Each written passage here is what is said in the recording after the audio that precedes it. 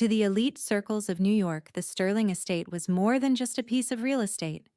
It was a fortress of glass steel and ancient marble resting on the cliffs of the Hudson Valley. It was a monument to wealth and absolute power. And to Alexander Sterling, CEO of Sterling Global, it was a carefully curated stage where he played the role of an untouchable king. But to Elara Vance, the estate was just a grid of blind spots, tactical choke points, and highly polished surfaces that required constant dusting. It was a Tuesday morning, and the air inside the grand dining room was thick with the scent of imported espresso lemon polish and the unspoken tension of a billion-dollar merger. Elara stood near the heavy oak doors, blending perfectly into the shadows. She wore the standard uniform of the Sterling household staff, a tailored black dress, sensible soft-soled shoes, and a crisp white apron. Her dark hair was pulled back into an immaculate tight bun. She was designed to be invisible, a ghost who poured water and cleared plates without ever disturbing the atmosphere of power. "You missed a spot on the silver tray, girl," a harsh voice hissed. Elara didn't flinch. She slowly turned her head to see Mrs. Higgins, the head housekeeper, glaring at her with thinly veiled contempt. Mrs. Higgins was a woman who hoarded whatever small authority she possessed, wielding it against the lower staff like a weapon.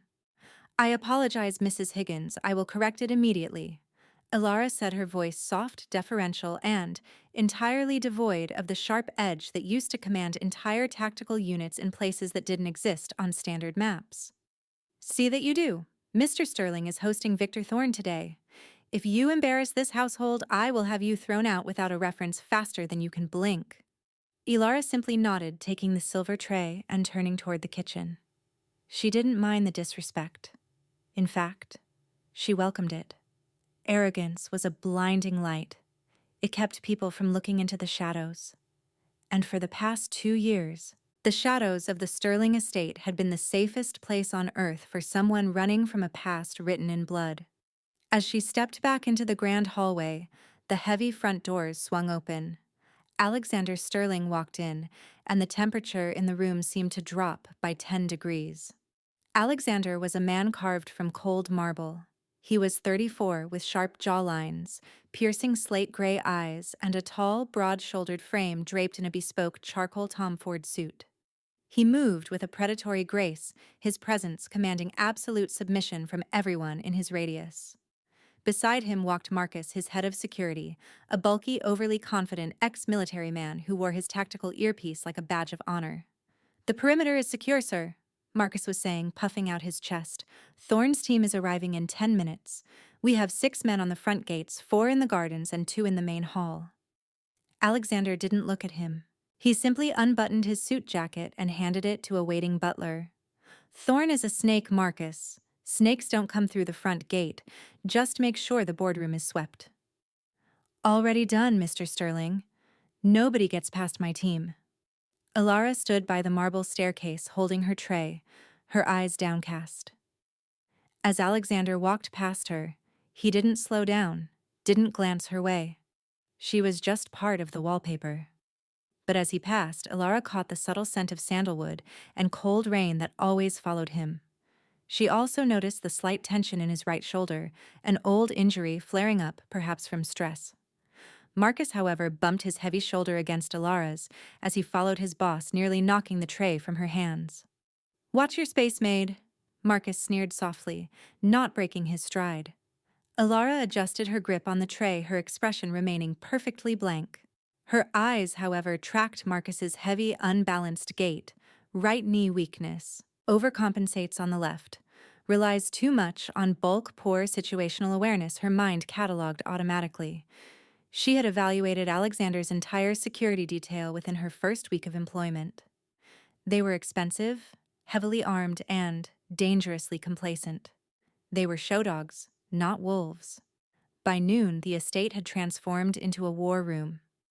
Victor Thorne, a billionaire with a reputation for hostile takeovers and a smile that never reached his eyes, had arrived with an entourage of 10 men. They sat in the expansive glass-walled boardroom overlooking the cliffside. The air was thick with polite venom as Alexander and Thorne discussed the terms of a merger that felt more like a hostage negotiation. Elara moved silently around the massive mahogany table, refilling crystal glasses with iced water and aged scotch. "Your terms are aggressive, Alexander," Thorne chuckled, leaning back in his leather chair. He had a smooth, oily voice. "Some might say greedy." "I don't deal in greed, Victor. I deal in value," Alexander replied, his voice a low, commanding rumble. He sat at the head of the table, his slate-gray eyes locked onto Thorne. "And right now, your logistics division is bleeding capital. You need my supply chains more than I need your market share." Thorne's smile tightened. "You're very confident for a man sitting in an isolated glass box." Elara stepped up to Thorne's right side to pour his water. As she leaned in, her gaze casually swept over the man sitting directly behind Thorne, ostensibly a financial advisor. The man was wearing a suit that was half a size too large in the chest. "Shoulder holster," Elara noted. She moved to the next man. Calluses on the web of the right hand, specific to a specialized tactical grip. Not a pen pusher. She poured water for Alexander last. Up close, she could see the rigid line of his jaw. He was a brilliant CEO, a genius of corporate warfare, but he was completely oblivious to the physical violence sitting in his boardroom. He looked up for a fraction of a second, his gray eyes brushing past Elara.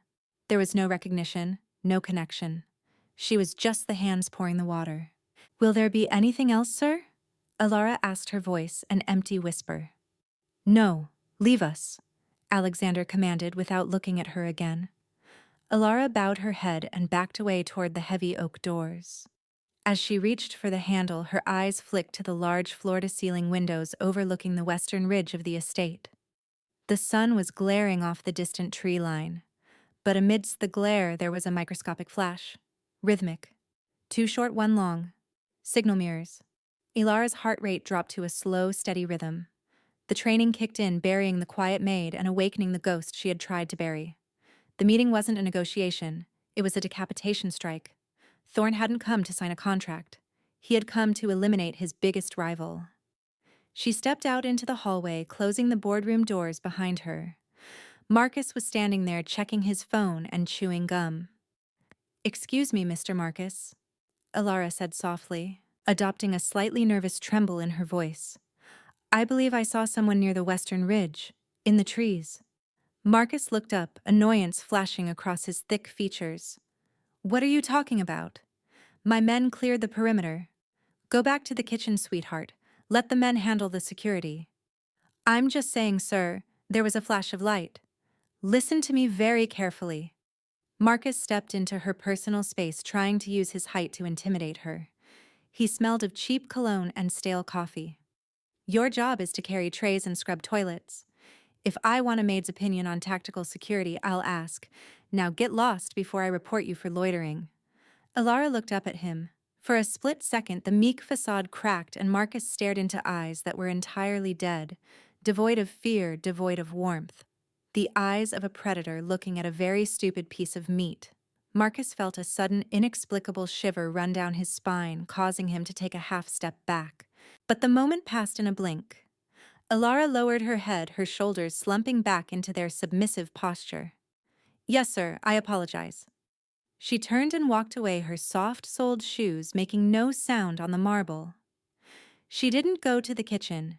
She walked to the utility closet beneath the grand staircase, unlocked it, and stepped inside the dark, cramped space. She set her silver tray down. The estate was about to become a slaughterhouse. Alexander Sterling, the untouchable billionaire who treated her like trash, was a dead man walking. Elara closed her eyes, weighing her options. The logical choice, the survival choice, was to slip out through the servant tunnels. Let Thorne's men do their work. Let the CEO fall. It wasn't her fight. She owed Alexander Sterling nothing but the minimum wage he paid her. But then she remembered the way Thorne's men had looked at the other staff members. She remembered the ruthless ambition in Thorne's eyes. If they took the house, they wouldn't leave witnesses. Elara sighed, her hands reaching behind her back. With a swift, practiced motion, she untied the crisp white apron. She let it fall to the floor. "Minimum wage," she whispered to herself in the dark, really doesn't cover this. The glass-walled boardroom of the Sterling estate was designed to project absolute authority. Suspended over the cliff edge, it offered a dizzying view of the Hudson Valley below, a visual reminder to anyone sitting at the table that Alexander Sterling was a man who operated above the rest of the world. But as the antique grandfather clock in the corner struck 1, the atmosphere in the room shifted from corporate hostility to something far more primal. Alexander leaned forward, steepling his fingers. He had grown bored of this dance. "Victor, we've been over this. The Sterling Logistics Network is not up for negotiation. You will accept a 40% buyout of your failing distribution centers, or I will let the market crush you by the end of the quarter. Those are the terms. There is no counteroffer." Victor Thorne didn't flinch. In fact, his oily smile only widened. He leaned back, adjusting the cuffs of his tailored suit. He looked at his gold Patek Philippe watch, then back at Alexander. "You know, Alexander, your biggest flaw isn't your arrogance. It's your complete lack of imagination. You look at a chessboard and only see the pieces currently in play. You never consider the player sitting across from you might just flip the table." Alexander's eyes narrowed. The subtle change in Thorne's tone triggered a visceral warning in his gut. A predator, recognizing another predator's intent to strike. He reached under the heavy mahogany table, his thumb hovering over the silent panic button, wired directly to Marcus's earpiece and the local police dispatch. "I think we're done here," Alexander said coldly. "Oh, we haven't even started," Thorne whispered. He gave a slight, almost imperceptible nod to the financial advisor sitting behind him. The illusion of safety shattered in less than 3 seconds. Outside the glass walls, a muffled thwack echoed from the western ridge. Before the sound could even register, the reinforced bullet-resistant window facing the cliff spider-webbed violently. A high-caliber sniper round punched through the thick glass, leaving a hole the size of a golf ball, and buried itself perfectly into the chest of Alexander's personal bodyguard, who had been standing silently by the door. The man was thrown backward, crashing into a priceless Ming vase before hitting the floor dead, before he realized he was under attack. "What the—" Alexander lunged out of his chair, his instincts taking over as he dove toward the floor. Chaos erupted. The boardroom doors were kicked open. Marcus rushed in, his weapon drawn, screaming into his radio. "We have a breach. Perimeter is compromised. Alpha team report." All he got back was static. Thorne's men didn't run for cover. They moved with terrifying, rehearsed precision. The financial advisor reached inside his oversized jacket and pulled out a compact MP7 submachine gun. He didn't hesitate, firing a short, controlled burst into Marcus's right knee, the exact weakness Elara had noticed hours ago. Marcus screamed a high, panicked sound as his leg buckled. He collapsed heavily onto the plush carpet, his weapon sliding out of his grip. He grabbed frantically for his bleeding knee, all of his tough guy bravado evaporating in an instant. Another of Thorne's men casually walked up and kicked Marcus in the face with a heavy combat boot, knocking him out cold. The remaining 4 bodyguards in the hallway were neutralized in seconds. Suppressed gunfire hissed through the corridor like angry vipers. Thorne's men were not corporate thugs. They were top-tier private military contractors, and they had just taken down Sterling Global's elite security force without breaking a sweat. Alexander scrambled backward, taking cover behind the massive oak table. His heart hammered against his ribs. The cold, calculating CEO was suddenly thrust into a nightmare of blood and shattered glass. He pressed the panic button under the table repeatedly, but the red indicator light was dead. They had jammed the signal. They had cut the hard lines. Thorne stood up slowly, brushing dust off his lapel. He walked around the table, his combat-trained men fanning out to secure the room. "Drag him out," Thorne ordered casually. 2 heavily armed men grabbed Alexander by the arms, hoisting him to his feet and slamming him brutally against the wall. The impact knocked the wind out of him. Alexander struggled, but a rifle butt driven hard into his ribs dropped him to his knees. He gasped for air, tasting copper in his mouth. Thorne crouched down to meet Alexander's eye level. He grabbed Alexander by his expensive silk tie, pulling him close. "A glass castle," Thorne mocked, gesturing to the bullet-riddled room. So beautiful. So fragile. You thought your money made you untouchable, Alexander. You thought you could treat me like a desperate dog begging for scraps. You. You're insane. Alexander coughed, his gray eyes burning with defiant fury despite his helpless position.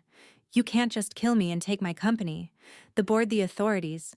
The board will be informed that you suffered a tragic fatal accident during a home invasion. Thorne smiled smoothly. And as your newly signed partner, yes, you're going to sign those transfer documents before you die. I will step in to stabilize Sterling Global in its hour of need. It's corporate synergy, my friend. Alexander glared at him, a cold realization washing over him. His money, his power, his absolute authority, none of it meant anything against a loaded gun. For the first time in his life, the King of New York was entirely powerless, while Alexander's empire was being stolen in the boardroom. The shadows of the estate were shifting. Deep in the utility closet under the stairs, Elara Vance breathed in the dark. The gunfire had been muffled, but to ears trained in the deserts of the Middle East and the dark alleys of Eastern Europe, it was as loud as a siren. Suppress 9mm and 4.6x30mm rounds. Professional entry. Synchronized takedowns. She opened the closet door an inch. The grand hallway was empty, but the scent of cordite and fresh blood drifted through the air. Elara stepped out. She still wore her black maid's dress, but she had abandoned the apron and the soft-soled shoes. She stood barefoot on the cold marble, her steps completely silent. She reached down and gripped the hem of her tailored skirt, ripping a slit up the side of her right thigh to allow for full mobility. She pulled the tight bun loose, retying it into a severe practical knot at the nape of her neck. The meek, invisible maid was gone. The woman who stood in the hallway now moved like liquid death. She glided toward the East Wing corridor. Up ahead, she heard the heavy thud of footsteps. One of Thorne's perimeter guards was patrolling the hall, a suppressed rifle raised to his shoulder. He was wearing heavy tactical gear and a balaclava. He moved confidently, thinking the house was secure. Elara melted into an alcove containing a marble statue of Apollo. She waited, her breathing slowing to a microscopic rhythm. She didn't have a weapon, but she didn't necessarily need one to start. As the guard passed the alcove, Elara struck. She didn't shout. She didn't hesitate. She stepped out, grabbing the barrel of his rifle with her left hand and shoving it violently upward away from her center mass. Simultaneously, the heel of her right palm slammed upward into the base of his chin with piston-like force. The guard's teeth clacked together with a sickening crunch. Before he could react, Elara hooked her leg behind his knee, sweeping his legs out from under him. As he fell backwards, she kept hold of his tactical vest, guiding his head directly onto the sharp, solid edge of a marble side table. There was a dull crack.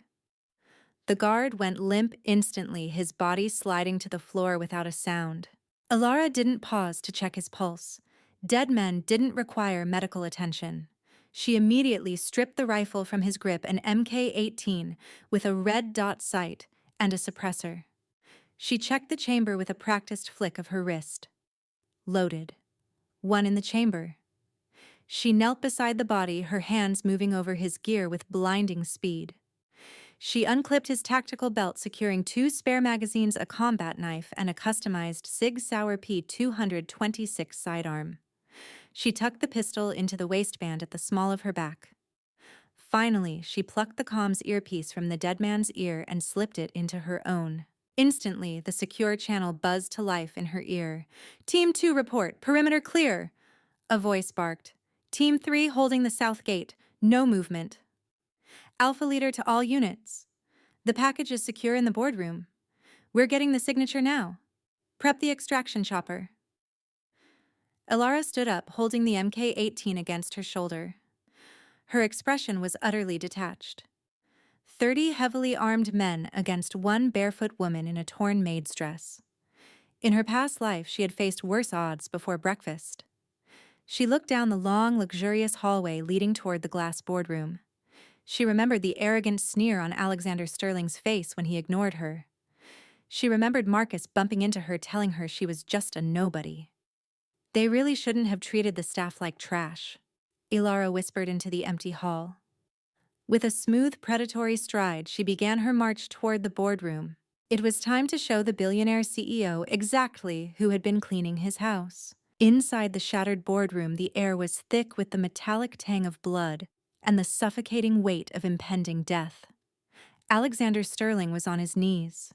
His charcoal Tom Ford suit was ruined, stained with the blood of his dead bodyguards. His lip was split, his ribs aching with every shallow breath. Victor Thorne stood over him holding a platinum Mont Blanc pen. He tossed it onto the mahogany table next to a thick stack of legal documents. "Sign the transfer, Alexander," Thorne said, his voice dropping, the polite facade revealing the pure venom beneath. "I would prefer a clean signature. But if you force my hand, I will have my men break your fingers one by one, and you will sign it with a bloody stump. The choice is entirely yours." Alexander looked up, his slate-gray eyes burning with a dark, unyielding fire. He was a king. Kings did not beg. "If I sign it, you kill me anyway. I built Sterling Global from the ground up. I will not hand it to a parasite like you." Thorne sighed, a theatrical sound of disappointment. He gestured to the massive mercenary standing to Alexander's left. "Break his right hand." The mercenary grinned, stepping forward. He reached down, grabbing Alexander's wrist with a grip like a steel vise. Alexander gritted his teeth, preparing for the agony, refusing to give them the satisfaction of a scream. Outside the heavy oak doors, the corridor was dead silent. Too silent. Thorne's tactical commander, a man with a scarred face holding a suppressed MP7, tapped his earpiece. "Team 2, sit rep. Report." Nothing but static hissed back. The commander frowned. He gestured for the two men guarding the boardroom doors to check the hallway. One of them reached for the heavy brass handle. He never turned it. The heavy oak door exploded inward with a deafening crash. The heavy wood slammed into the mercenary, shattering his nose and throwing him backward into the room like a broken rag doll. Before anyone could process the breach, a figure moved through the splintered doorway, not with the panicked rush of a rescuer, but with the terrifying, fluid grace of apex predator. It was Elara. She slid into the room low and fast, the slit in her black skirt revealing a bare, muscled thigh as she dropped to one knee. She didn't shout. She didn't issue warnings. She simply brought the scavenged MK-18 rifle to her shoulder. Two suppressed rounds punched through the chest of the scarred tactical commander before he could even raise his weapon. He dropped instantly, his finger twitching uselessly on his trigger guard. A third round caught the mercenary holding Alexander's wrist, hitting him perfectly in the temple. The massive man crumpled, releasing Alexander, his lifeless body hitting the carpet with a heavy thud. For one crystalline, suspended second, the world stopped spinning. Alexander stared. His brilliant, analytical mind, a mind that processed billion-dollar algorithms and complex market shifts in seconds, completely short-circuited. He was looking at his maid, the girl who poured his water. The girl he had completely ignored just an hour ago. The girl Marcus had shoved and called trash. But the meek, invisible creature was gone. Her white apron was missing.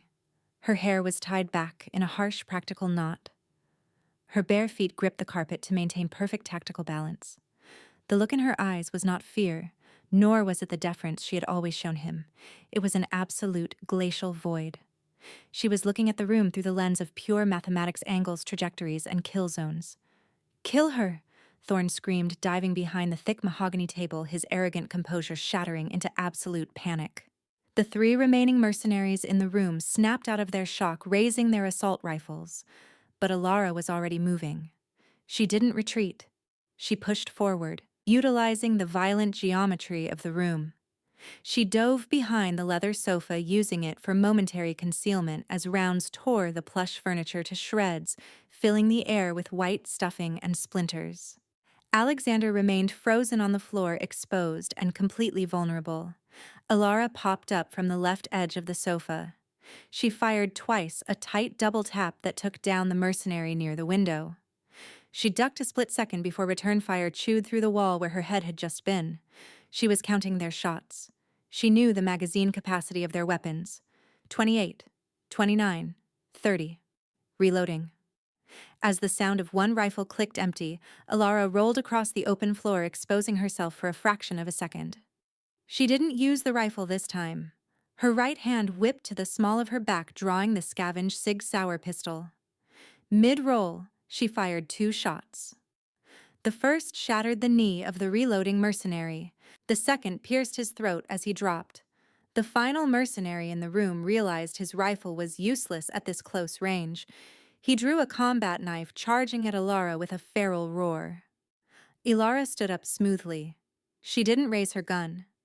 As the man lunged, thrusting the blade toward her stomach, she pivoted on her bare heel, sidestepping the strike by mere inches. She grabbed his extended wrist with her left hand, twisting it violently against the joint until a wet snap echoed in the room.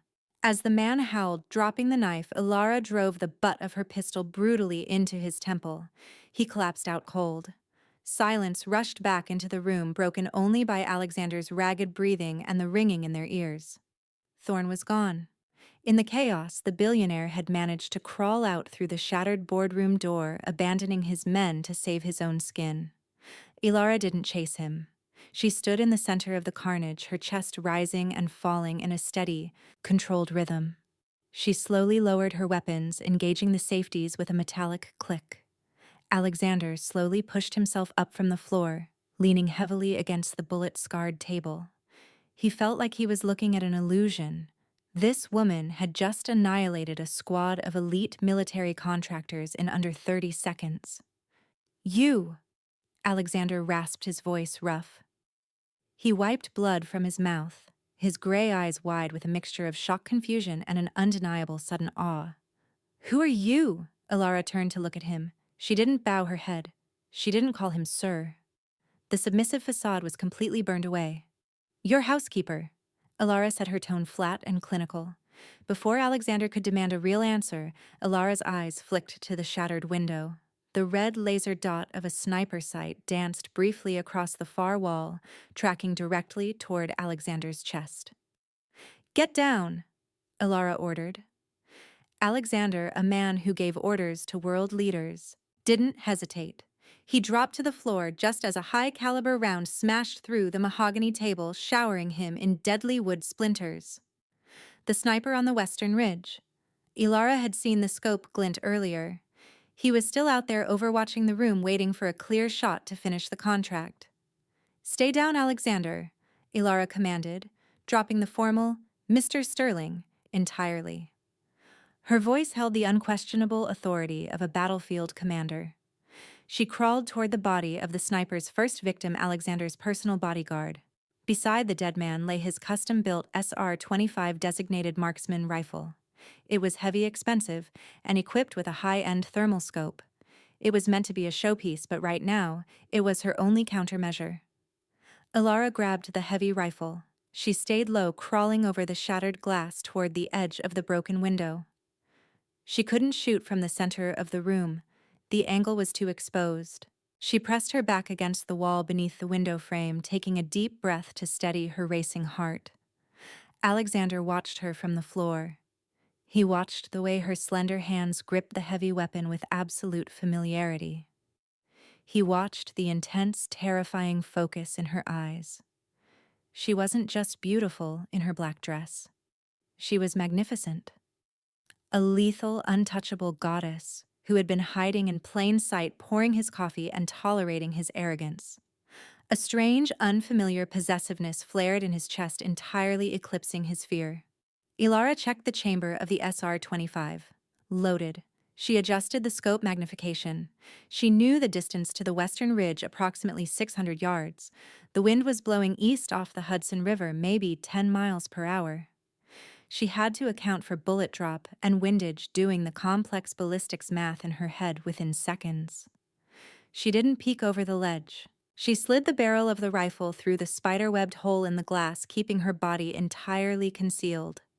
She rested her cheek against the cold stock, looking through the thermal scope. The world turned black and white. Through the trees on the ridge, she saw the bright white heat signature of the enemy sniper lying prone on a rock outcropping.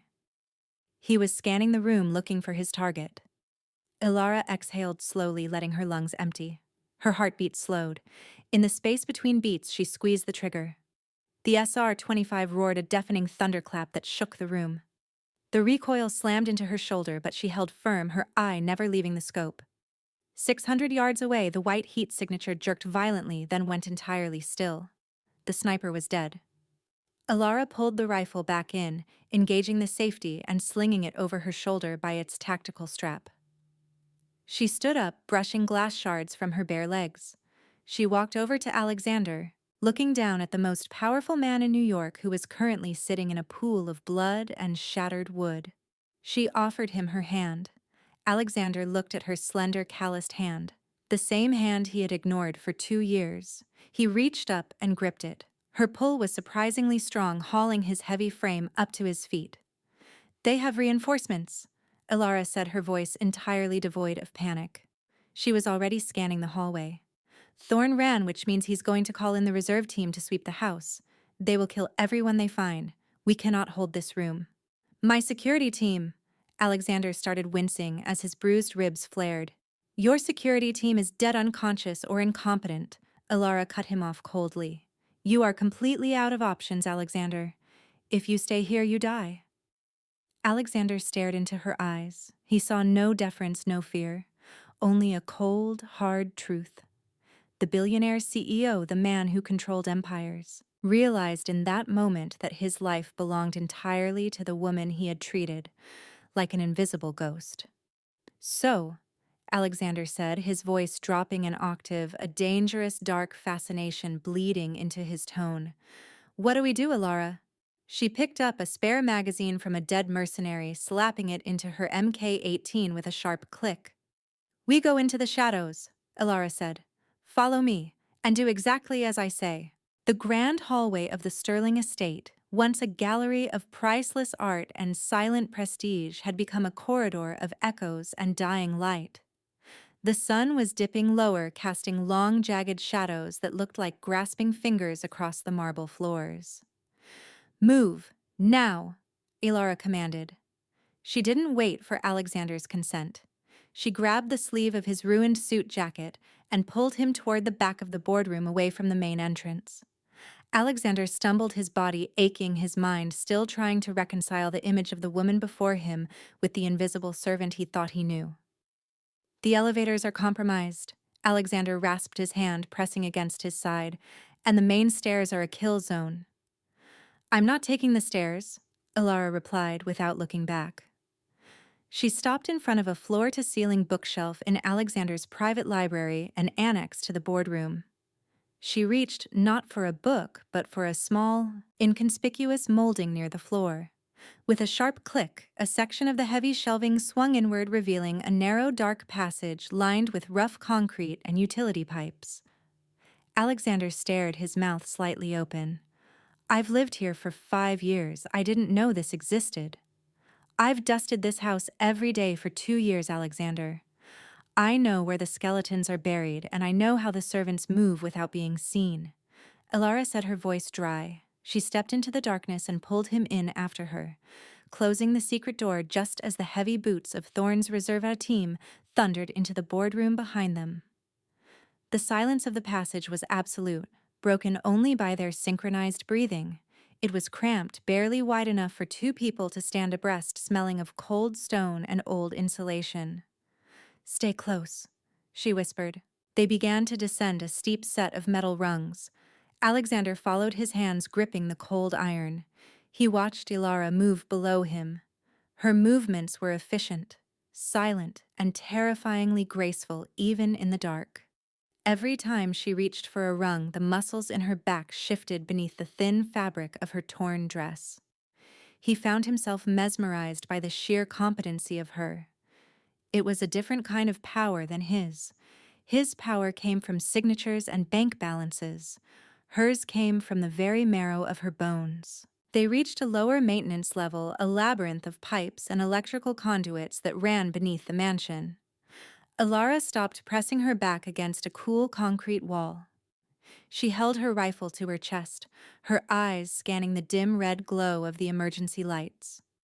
"We have to wait here for a moment," she whispered. "They'll be sweeping the floors above us. If we move through the vents now, the vibrations will give us away." Alexander leaned against the wall beside her, his chest heaving. Now that the adrenaline of the boardroom fight was fading, the reality of his situation was crashing down. He looked at Elara. In the dim red light, the blood on her face looked like black ink. "Who trained you?" Alexander asked, his voice a low, intense rumble. He stepped closer into her personal space, his height looming over her, but he felt no longer like the master of the house. He felt like a man standing before a storm. "That wasn't police training. That wasn't even standard military. I've hired the best mercenaries in the world, and none of them move like you." Elara didn't look at him. She adjusted the strap of her rifle. "Names don't matter, Alexander.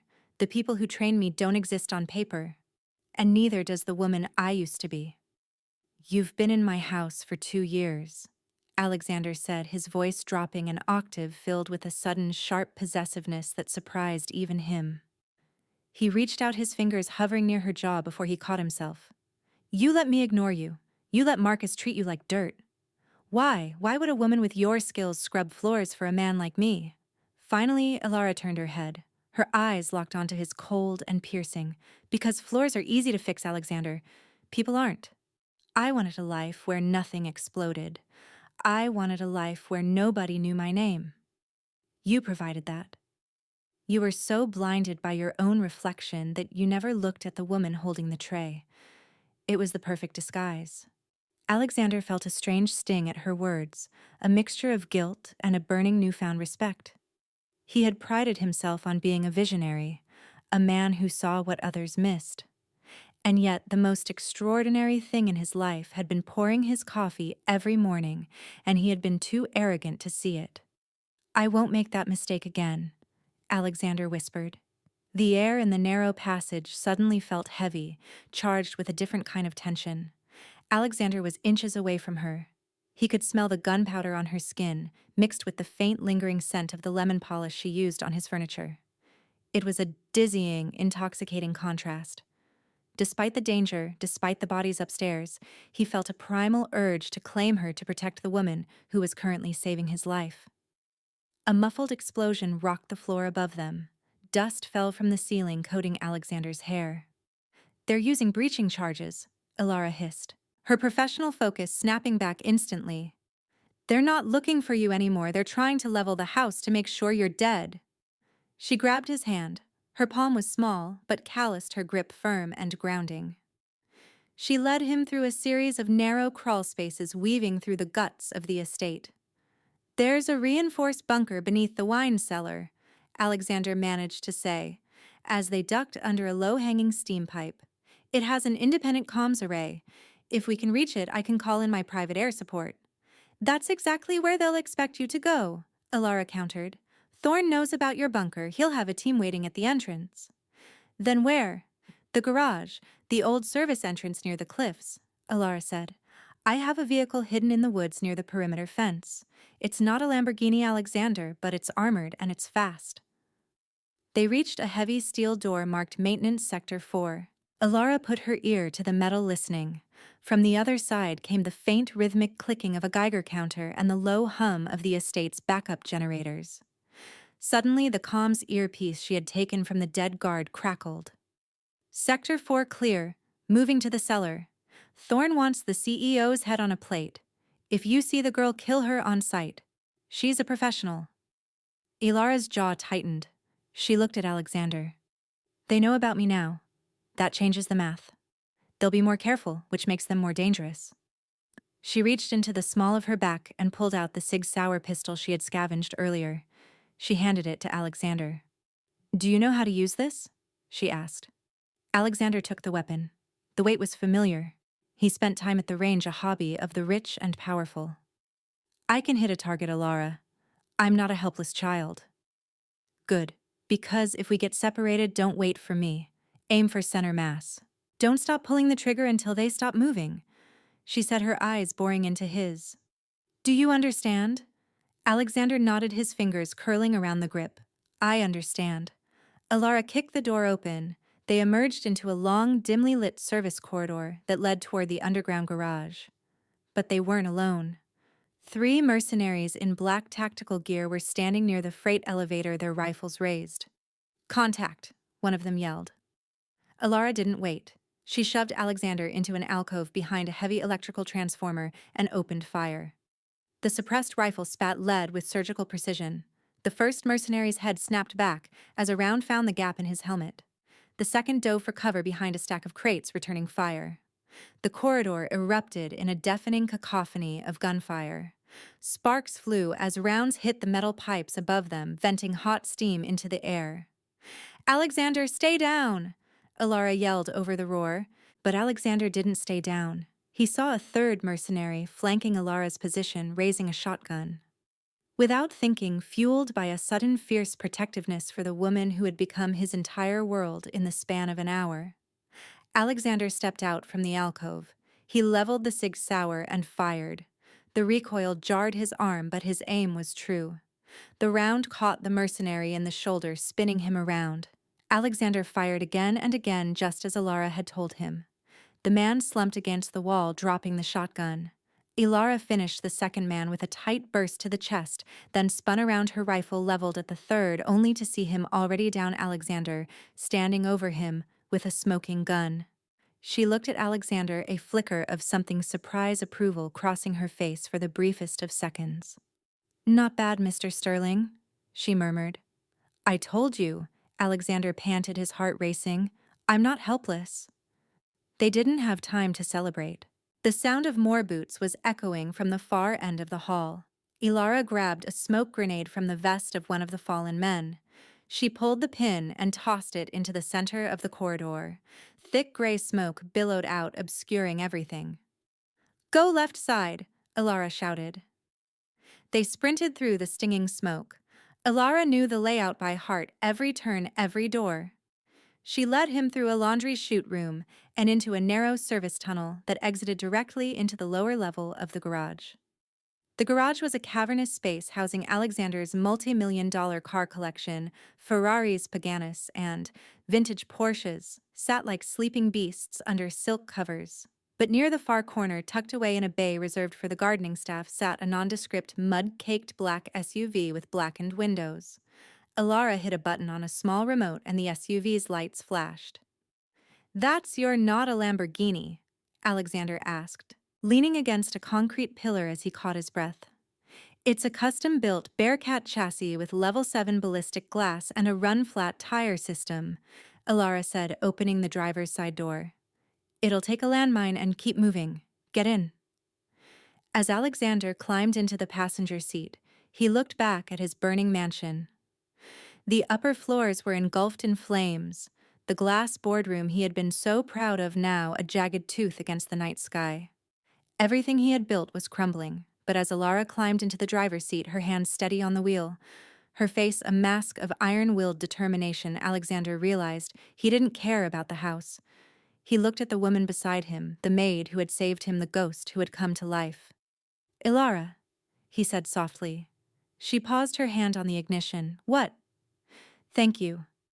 Elara looked at him, and for the first time the coldness in her eyes softened just a fraction. "Don't thank me yet, Alexander. We still have to get past the gate." She slammed the SUV into gear and floored it. The engine roared like a trapped beast, and they shot forward, leaving the ruins of Alexander Sterling's old life behind in a cloud of exhaust and shattered illusions.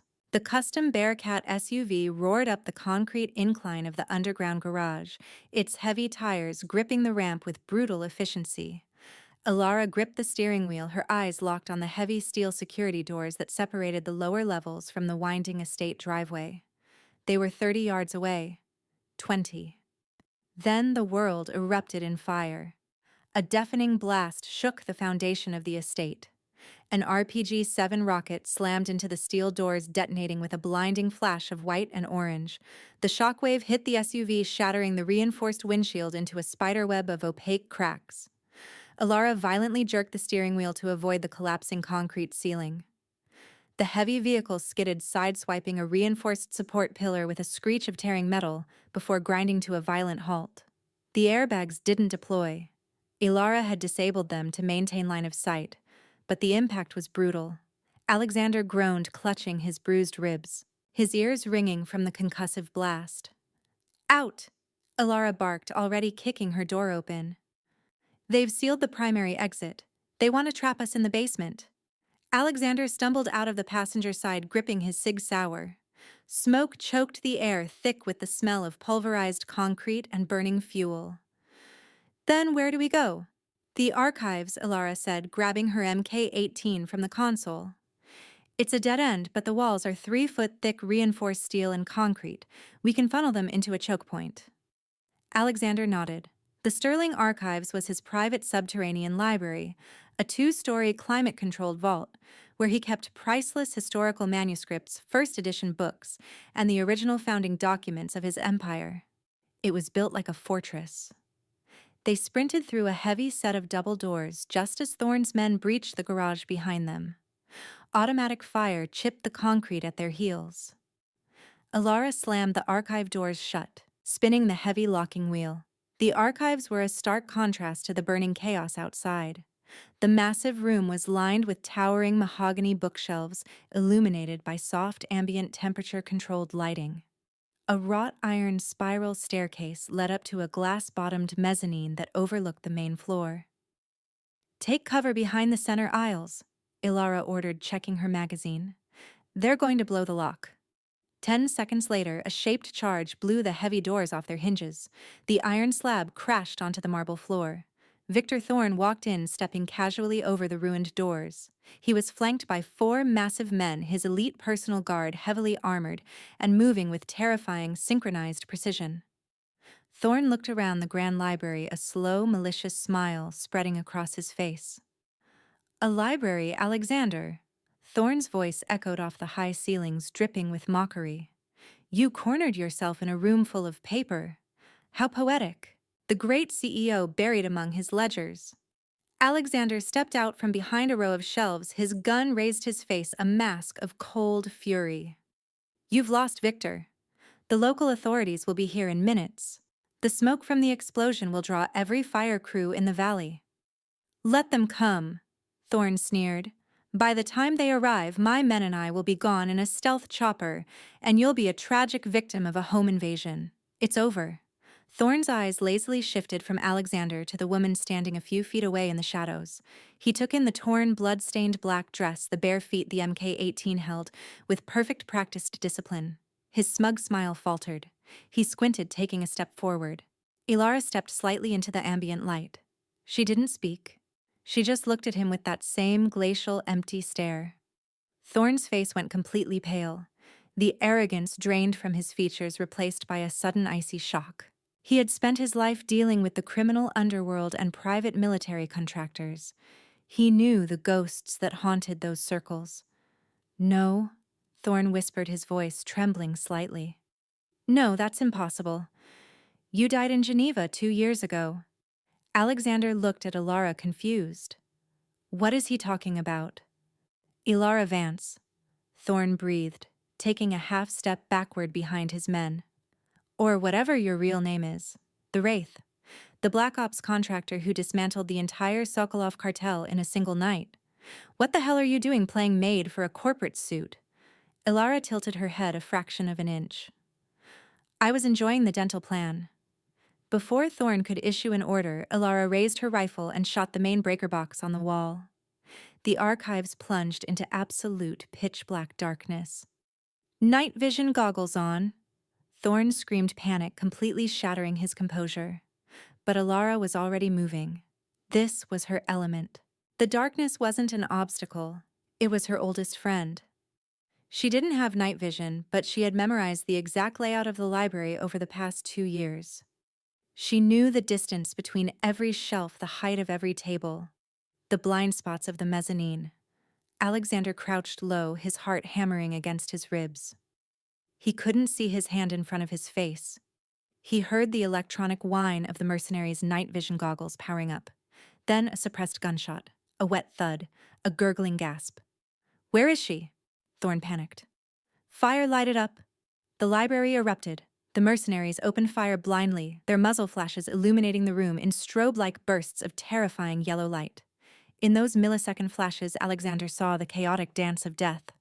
He saw Elara drop from the top of a mahogany bookshelf directly onto a mercenary's shoulders. In the next flash of light, she had twisted his neck, and was using his falling body as a shield against his partner's bullets. Another flash. She threw a heavy antique bronze bookend with lethal force, crushing the windpipe of the third guard. She was a ghost. She was a nightmare carved from violence, systematically dismantling Thorne's elite team in the dark. "Kill the CEO," Thorne roared, realizing his men were being butchered. "Find Sterling." The last remaining elite guard spotted Alexander hiding behind a heavy oak desk. The mercenary raised his assault rifle. "Alexander!" Elara shouted from across the room. She dove into the open aisle just as the mercenary fired. Elara threw herself into the line of fire, her pistol raised. She fired twice, dropping the guard instantly, but Alexander heard a sharp, sickening sound, the tear of fabric and flesh. Elara hit the floor, sliding against the marble, a stifled gasp escaping her lips. "Elara!" Alexander roared. The emergency backup lights suddenly flickered on, casting the library in a dim, eerie red glow. Elara was kneeling on the floor, clutching her left upper arm. Blood seeped through her fingers, staining the black fabric of her dress. It was a through-and-through graze, not fatal, but painful. Seeing her bleed completely shattered the last remnants of Alexander's restraint. The cold, calculating CEO vanished, replaced by a primal, furious protector. This woman had bled for him. She had thrown herself in front of a bullet meant for him. Victor Thorne, desperate and alone, emerged from behind a bookshelf, raising a heavy revolver directly at Elara's head. "Die, you bitch." He never pulled the trigger. Alexander stepped out of cover, ignoring his own safety, and fired his Sig Sauer. The first bullet shattered Thorne's wrist. Thorne screamed, dropping the revolver. Alexander didn't stop. He stalked forward, his face twisted in absolute rage, and fired again. Putting a bullet through Thorne's right knee, Thorne collapsed to the marble floor, howling in agony, clutching his shattered leg. Alexander stood over him, the gun aimed squarely between Thorne's eyes. His chest heaved. He had never killed a man in cold blood before. He operated in boardrooms, not battlefields. But looking at Thorne and then looking back at Elara bleeding on the floor, pulling the trigger, felt like the easiest calculation in the world. Elara's voice was soft, but it cut through the red haze in his mind. He looked over. She was standing up, applying pressure to her arm. Her eyes met his. She saw the killer instinct rising in him, and she shook her head slowly. "Don't," Elara said. "He's a broken man. He'll spend the rest of his life in federal prison for domestic terrorism. If you shoot him now, you become exactly what he is. You're a king, Alexander. Leave the wet work to the ghosts." Alexander stared at Thorne, who was whimpering, pathetic, and broken on the floor. Elara was right. Thorne was nothing now. His empire was finished, his reputation destroyed, his body shattered. Alexander slowly lowered the gun. He stepped over Thorne's writhing body without a second glance and walked straight to Elara. He didn't ask for permission. He reached out, his large hands gently gripping her shoulders. He inspected her arm, his jaw tight with worry. "You took a bullet for me." "It's a graze," Elara said, though she winced slightly when he touched it. She looked up at him, her tough facade finally showing a tiny crack. "It comes with the minimum wage, remember?" Alexander let out a breath that was half laugh, half sigh. Gently, carefully, as if she were made of the most precious glass rather than steel, he tore a long strip of fabric from his ruined Tom Ford shirt and tightly bound her wound. "Your contract is renegotiated." Alexander whispered, his voice thick with an emotion he had never allowed himself to feel before. He looked deeply into her eyes, the proximity making the air between them crackle. "And you are never ever wearing an apron again." The wail of sirens shattered the eerie silence of the Hudson Valley as a convoy of flashing red and blue lights snaked its way up the winding driveway of the Sterling estate. The sun had finally set, casting the ruined mansion in the stark, chaotic glow of emergency strobes. From the front doors, which were now little more than splintered wood hanging off bent hinges, Alexander and Elara emerged into the cool night air. The scene outside was a frenzy of activity. State troopers, SWAT teams, and Alexander's elite legal fixers flooded the grounds. First responders rushed forward with medical kits, their eyes widening at the absolute devastation surrounding the untouchable billionaire. Alexander waved off the paramedics who tried to fuss over his bruised ribs and split lip. He pointed a steady, commanding finger toward the basement entrance. Victor Thorne and one surviving mercenary are in the archives, Alexander told the police captain, his voice carrying the absolute, unquestionable authority of a man who owned half the state. Thorne orchestrated a hostile takeover utilizing domestic terrorism. I want him locked in a federal holding cell without bail by midnight. My lawyers are already drafting the charges. Yes, Mr. Sterling. The captain nodded deferentially, signaling his men to move in. And the bodies inside. Self-defense, Alexander replied coldly, not blinking. My head of security handled it before he was compromised. He didn't look at Elara when he said it. He was already building the narrative, protecting her identity, burying the ghost of the wraith beneath layers of corporate legal tape. Elara stood a few feet away, leaning against the side of an ambulance. A terrified EMT had managed to properly bandage her grazed arm, though he had visibly trembled under her dead-eyed stare. She was still wearing the ruined black maid's dress, her bare feet resting on the cold asphalt.